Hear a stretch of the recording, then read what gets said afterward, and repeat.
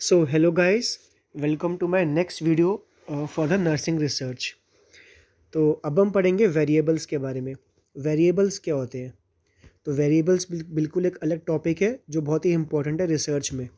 तो वेरिएबल्स क्या होते हैं? They are the characteristics which are being studied by the researcher. मतलब वो सारे करेक्टरिस्टिक्स, वो स्पेसिफिक करेक्टरिस्टिक्स जो रिसर्चर स्टडी करता है उसको बोलते हैं वेरिएबल्स। ठीक है, तो इसमें सारे एट्रीब्यूट्स आते हैं उस चीज़ के जिसको हम स्टडी करते हैं एज अ रिसर्चर। इसके कुछ टाइप्स होते हैं, 5-6 टाइप्स होते हैं। तो पहला होता है इंडिपेंडेंट वेरिएबल और दूसरा होता है डिपेंडेंट वेरिएबल। ये दोनों बहुत ही इंपॉर्टेंट टाइप होते हैं वेरिएबल्स के। इंडिपेंडेंट क्या होता है? विच कैन बी मैनिपुलेटेड और चेंज बाय द रिसर्चर। जैसे हम लोग रिसर्चर हैं, तो जो वेरिएबल्स को, जिस चीज़ को हम लोग चेंज कर सकते हैं, जिस चीज़ को हम लोग मैनिपुलेट कर सकते हैं, उसे हम कहते हैं इंडिपेंडेंट वेरिएबल। इसको हम कॉज वेरिएबल भी कहते हैं। इसका एग्जांपल मैं बताऊंगा आपको अच्छे से अभी।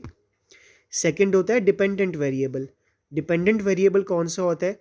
ये वो वेरिएबल्स होते हैं जो as a result, as a outcome होते हैं ऑफ द इंडिपेंडेंट वेरिएबल। मतलब हमने कुछ इंडिपेंडेंट वेरिएबल में चेंजेस किए हैं, ठीक है, तो उसका क्या रिजल्ट निकल के आता है, that is known as dependent variable. तो these are the output or the result of the changes which I have made as a researcher in the independent variable।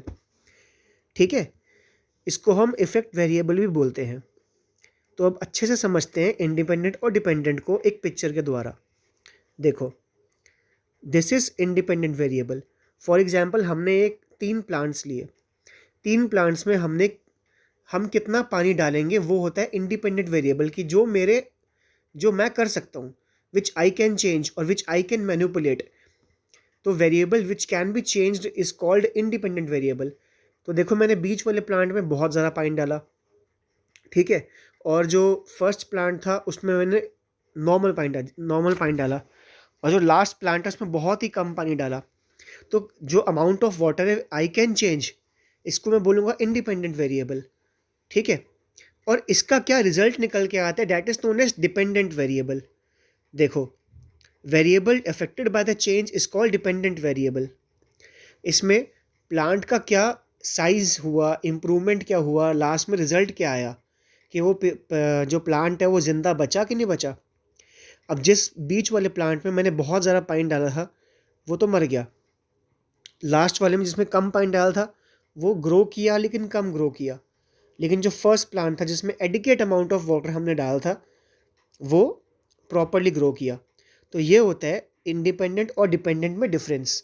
I hope आपको समझ आ गया होगा।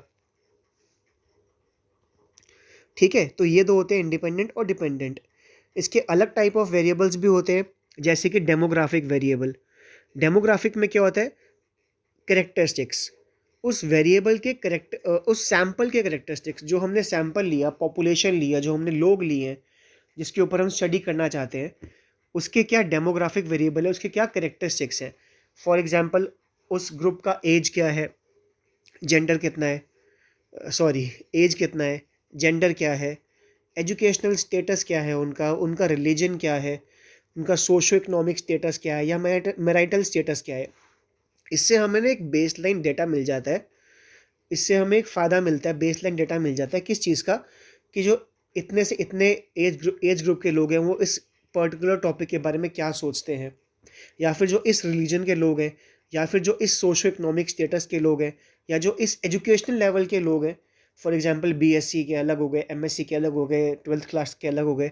उनका क्या विचार है हमारे इस रिसर्च के टॉपिक पे। कोई भी रिसर्च का मैंने उनको पैम्पलेट दिया या अपना रिसर्च दिया, तो उन्होंने क्या आंसर्स मार्क किए, उनके क्या थिंकिंग है, वो हमें पता चलती है डेमोग्राफिक वेरिएबल से। तो ये भी एक बहुत ही इंपॉर्टेंट टॉपिक होता है फॉर अ रिसर्च।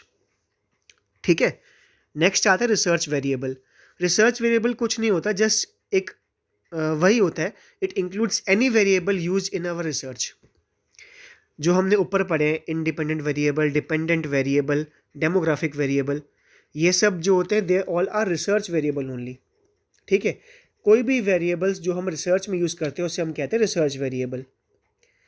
अब 3 और बचे हैं, उसमें आता है univariate, bivariate and multivariate variable.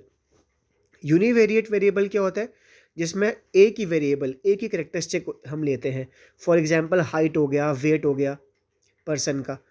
इसका एग्जांपल अगर और लें तो जैसे कि हम एक पर्टिकुलर स्कूल में गए, वहाँ पर हमने बस बच्चों का हाइट चेक कर लिया या वेट चेक कर लिया, उससे हमें एक वेरिएबल मिल गया कि हाँ इतने एज के जो बच्चे थे, 6 साल के बच्चे थे, उनका ये हाइट होती है या फिर इतनी हाइट उनकी है इस समय। तो ये हो गया यूनिवेरिएट वेरिएबल, एक ही करेक्टरिस्टिक चेक किया। बाई वेरिएट में हम लोग दो वेरिएबल्स चेक करते हैं। दो वेरिएबल्स में एक इंडिपेंडेंट होगा, एक डिपेंडेंट होगा। For example effect of smoking on lung cancer. अब इफेक्ट ऑफ स्मोकिंग जो स्मोकिंग है, that is an independent variable. क्यों स्मोकिंग इंडिपेंडेंट? इसलिए है बिकॉज एक पर्सन स्मोक कर रहे या ना करे वो उसके हाथ में है। लंग कैंसर सिर्फ स्मोकिंग से नहीं होता, उसके और भी बहुत सारे रीजंस होते हैं। इसलिए effect of smoking on lung cancer में जो स्मोकिंग है that is independent variable, while the lung cancer is dependent variable. Last है मल्टी वेरिएबल। इसमें कुछ नहीं है, इसमें बस अगर ज़्यादा वेरिएबल्स यूज़ हो रहे हैं, लाइक 3 और मोर करेक्टरिस्टिक्स यूज़ हो रहे हैं एक पर्टिकुलर रिसर्च की स्टेटमेंट में, तो that is known as multi variable. I hope you guys understood what I meant to say. तो अगर आपको टॉपिक अच्छा लगा हो तो फिर do like, comment and share. Thank you so much. Bye.